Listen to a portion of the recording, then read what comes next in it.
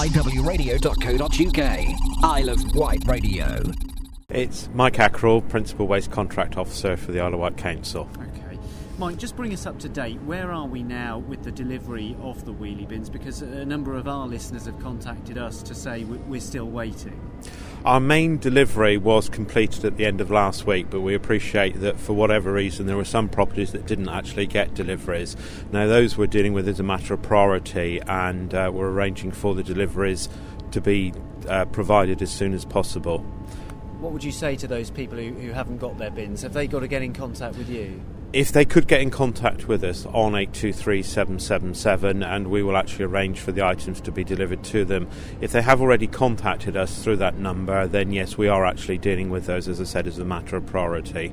For those people who haven't got their new wheelie bins and they still want to put out their rubbish, how do they go about that? Do they just continue as they would have done?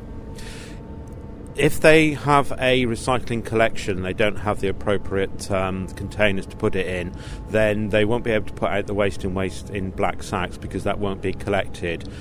We would ask them for their patience. If they can store it, then wait until they get their containers. If they don't have space, then they can put it out on their normal non-recycling collection in black sacks, and it will be collected.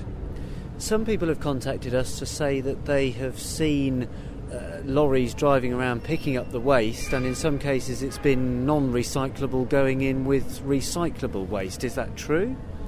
It is not actually the case, unless there was an instance where we were aware that the waste had not been collected. We have arranged one or two special collections where they have picked up both black bag and recycling waste at the same time.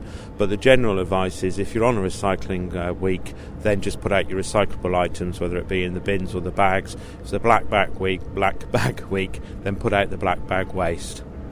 And what happens to the waste as well? Because again, a lot of people perhaps are misinformed. They believe that it just goes to the same place and bunged all in the same pit, and then obviously made into electricity if it can be.